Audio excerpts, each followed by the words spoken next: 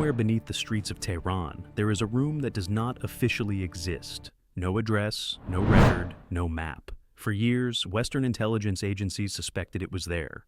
Iranian officials denied it completely. And the world had no reason to look twice at the ordinary-looking building, sitting quietly in the middle of one of Tehran's busiest districts. But the Americans were looking, and slowly, carefully, over the course of several years, they began to find it. This is the story of how the most advanced intelligence operation in modern history tracked down a secret compound that Iran spent over a decade hiding, a facility built specifically to be invisible, and how, in the end, it wasn't. Here's the first thing you need to understand. Iran's supreme leader, Ayatollah Ali Khamenei, is one of the most heavily protected people on the planet.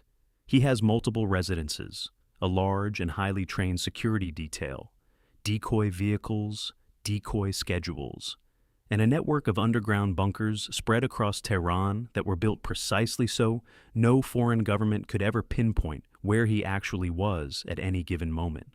His official compound on Pasteur Street is well known. Intelligence agencies around the world have had it under watch for decades. The Iranians knew that, so they planned for it. What they built instead was something different. A secondary facility.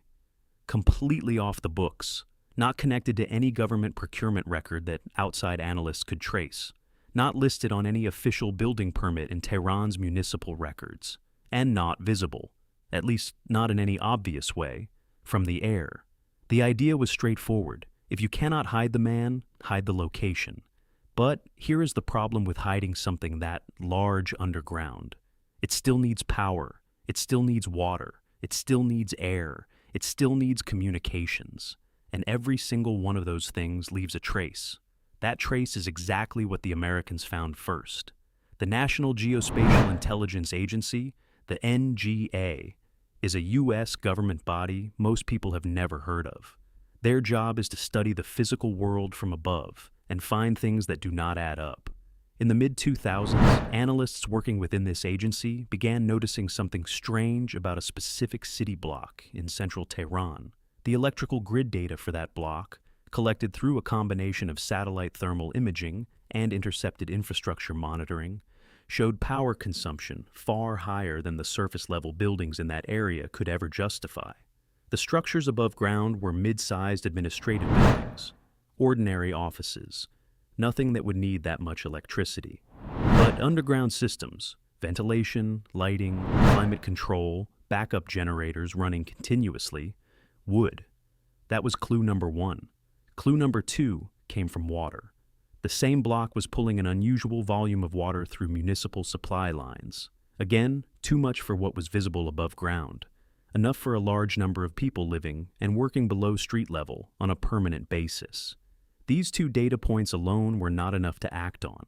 They were suspicious, not conclusive. Then came clue number three. American signals intelligence, the kind collected by the NSA, detected an encrypted communication relay pattern originating from that same location. The Iranians had built the compound's communication system to bounce its signals through a commercial telecommunications node in northwestern Tehran before routing them into a closed military network. The idea was that this extra relay step would make the signals untraceable. It did not. American analysts identified the relay node. They began monitoring the pattern of encrypted handshakes, the way the facility's systems checked in with the military network. And they noticed something critical. The volume and frequency of those handshakes changed depending on who was inside the compound.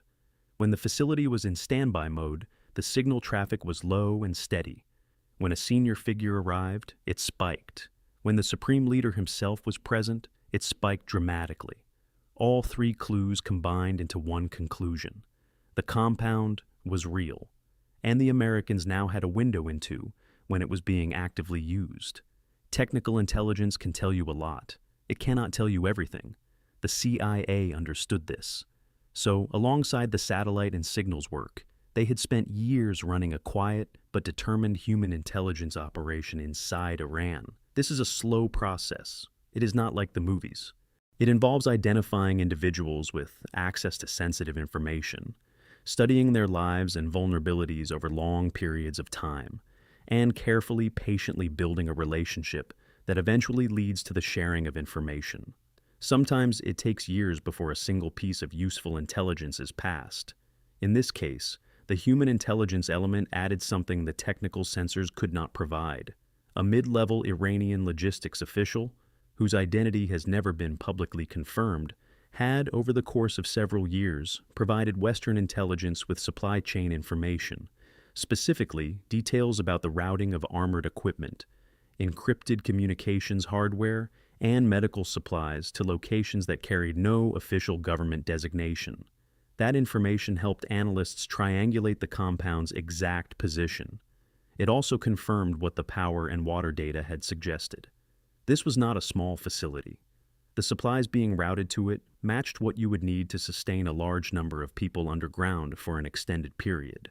6 months of self-sufficiency, according to later intelligence assessments.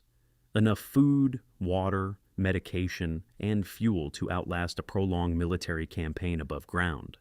Iran had not just built a hiding spot. They had built a small underground city. Based on declassified assessments and reporting from multiple intelligence sources, here is what analysts believe the compound contained. 3 distinct underground levels. The first level was a buffer, a deliberately ordinary basement stocked with routine government files and low-level equipment. If anyone stumbled across the entrance and made it this far, they would find nothing worth reporting. The second level was the operational core, reinforced communication systems, a medical bay, secure meeting chambers with walls constructed from multiple layers of steel-reinforced concrete, the kind of construction designed to survive a conventional airstrike directly overhead.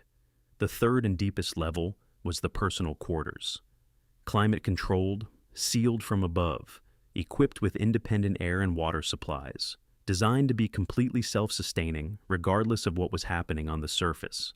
Extending outward from the lowest level was a network of tunnels, not one exit, 3. Each exit point emerged in a different type of building, several blocks away from the compound itself. A parking structure, a maintenance depot, a private residential building, none of them visually connected to each other or to the central facility.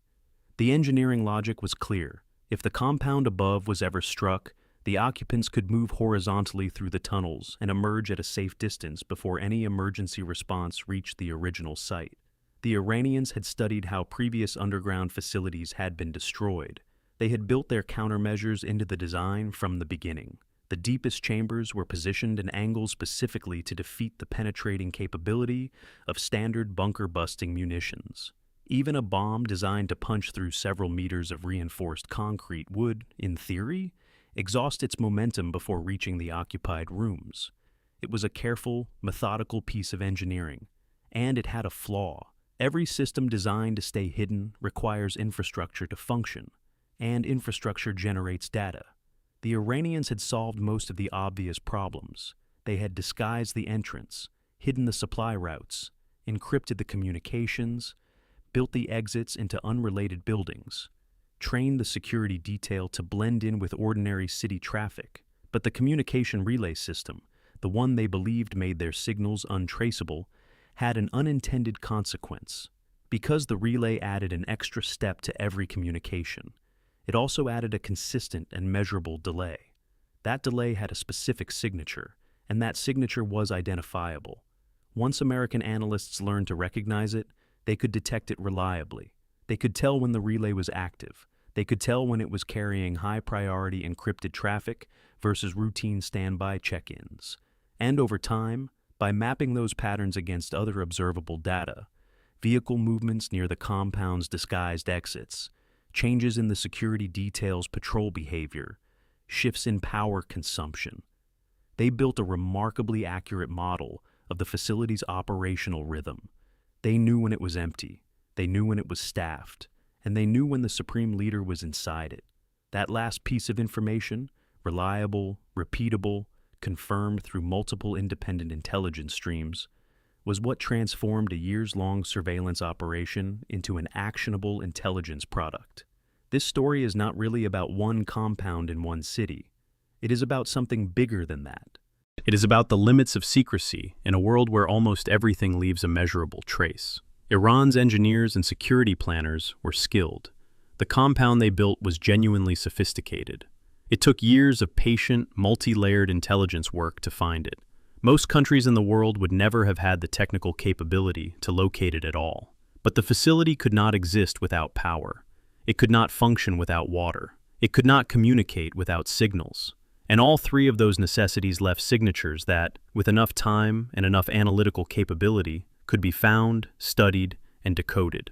The deeper lesson is this: secrecy is not the same as invisibility. You can hide a building from a casual observer. You can disguise its purpose, its location, its occupants. But the systems that keep a facility like that running, electricity, water, communications, logistics, are constantly broadcasting information about themselves. Not loudly, not obviously, but consistently. And in the modern intelligence environment, consistency is enough. The ghost compound that no one was supposed to know about had been quietly announcing itself through data for years. It just took the right people, with the right tools, and enough patience to hear it. Iran spent over a decade and enormous resources building a facility designed to be beyond the reach of foreign intelligence.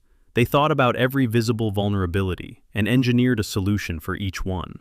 What they did not fully account for was the invisible kind, the kind that hides in power grids, in water lines, in the microsecond delay of an encrypted signal bouncing through a relay node in northwestern Tehran, the kind of vulnerability that does not look like a vulnerability at all, until someone is looking closely enough.